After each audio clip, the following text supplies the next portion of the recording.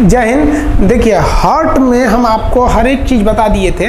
Heart की जांच जो की जाती है वो ईसीजी के द्वारा की जाती है, इलेक्ट्रोकार्डियोग्राफी। ईसीजी का फुल फॉर्म होता है इलेक्ट्रोकार्डियोग्राफी ईसीजी।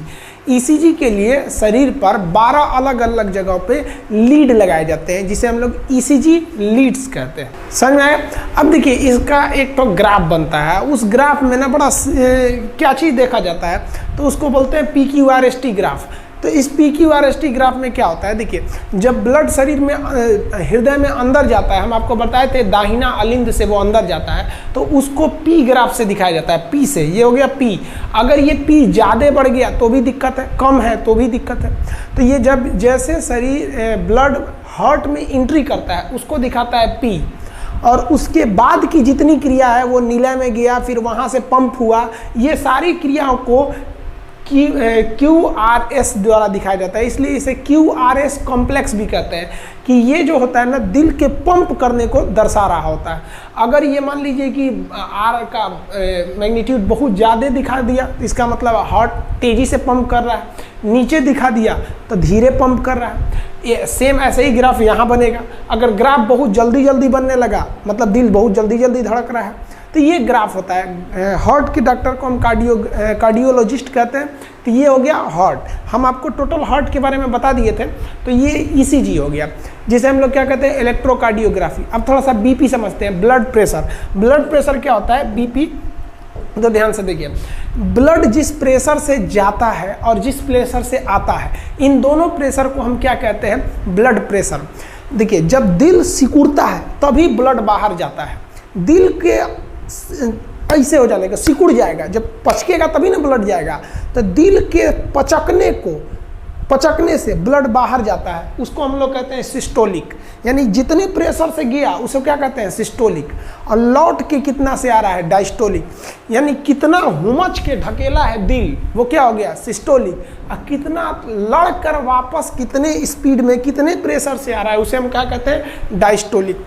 इसी सिस्टोलिक और डायस्टोलिक प्रेशर के अनुपात को हम कहते हैं ब्लड प्रेशर।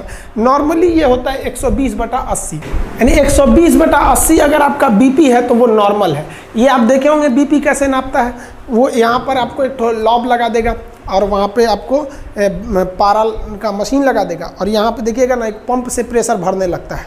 उसको प्रेशर भरेगा और उसको प्रेशर को भर देगा 200 तक, और उसके बाद से यहाँ एक आला लगा देगा और प्रेशर को खोलेगा।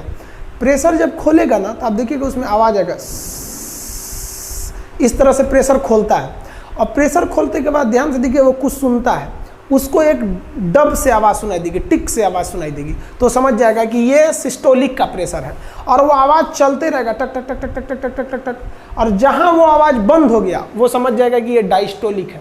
तो मान लीजिए अगर मेरा ब्लड प्रेशर नापा गया और 200 तक वो पहले प्रेशर दिया हुआ है, उसके बाद से प्रेशर खोल रहा है, आला लगा के सुन रहा है। अगर उसको आवाज़, पहली आवाज़ सुनाई दी 130 पे, तो ध्यान देगा कि सिस्टोलिक कितना था, 130। और उसके बाद वो आवाज़ कंटिन्यू कर रही है, टक टक टक टक टक टक टक कर रही है, और वो बंद हुई कितने पे आके, 90 पर। तो कहेगा भैया आपका ब्लड प्रेशर जो है ना 130/90 है, यानी नॉर्मल से थोड़ा सा ज़्यादा है। ये उतना खतरनाक नहीं माना जाता है। हालांकि आप यंग लड़के हैं, स्टूडेंट, सबका ब्लड प्रेशर ज़्यादा ही रहना चाहिए। बीपी ज़्यादा रहेगा ना तो आपको काम करने में मन लगा रहेगा, और कम रहेगा ना तो देहात में बोलते ना, दहिया भरियाया लग रहा है। भरियाया नहीं है भाई, बीपी लो है। तो ये है आपका नॉर्मल बीपी। तो ये आप नॉर्मल बीपी समझ गए। अब हम लोग समझते हैं कि बीपी हाई किसे कहते हैं। हाई बीपी में क्या होता है, दोनों हाई हो जाता है, यानी सिस्टोलिक और डायस्टोलिक दोनों। ये 150/90 हो जाता है या 150/100 हो जाता है, तो वो क्या हो जाता है, हाई बीपी में चले आते हैं लोग। हाई बीपी को हम हाइपर टेंशन भी कहते हैं। बीपी हाई हो जाना भी खराब चीज़ होता है, उसमें भी बहुत ज़्यादा बीपी बढ़ जाता है, हार्ट वगैरह पे इफेक्ट पड़ता है उसका। प्रेशर ज़्यादा हो जाएगा तो हार्ट अटैक का खतरा हो जाता है। और अगर लो बीपी यानी लो ब्लड प्रेशर देखेंगे तो ये 120/80 से घट के कितना हो जाता है, 100/60 हो जाता है। लो बीपी भी खराब चीज़ है। बीपी अगर लो हो जाएगा तो भी दिक्कत है, आप भद गिरिएगा, कहीं खड़ा रहेंगे ऐसे गिर जाएंगे जहाँ तहाँ। तो ये बीपी को ना बढ़ना सही है ना घटना सही है, बीपी को नॉर्मल रहना चाहिए। इसके लिए दवाइयाँ आती हैं सब। अगर बीपी लो हो जाए तो बढ़ाने के लिए फल फूल नमक वगैरह खाइए, ज़्यादा बढ़ जाएगा। हाई हो गया है तो नमक तेल मसाला गर्म चीज़ कम कर दीजिए, लो हो जाएगा। तो तो ये दवा और मेडिकल पे दवाइयाँ भी अवेलेबल रहती हैं बीपी को कंट्रोल करने के लिए। हाँ, बीपी को कंट्रोल करने का घरेलू उपाय भी क्या है? घरेलू उपाय समझिए।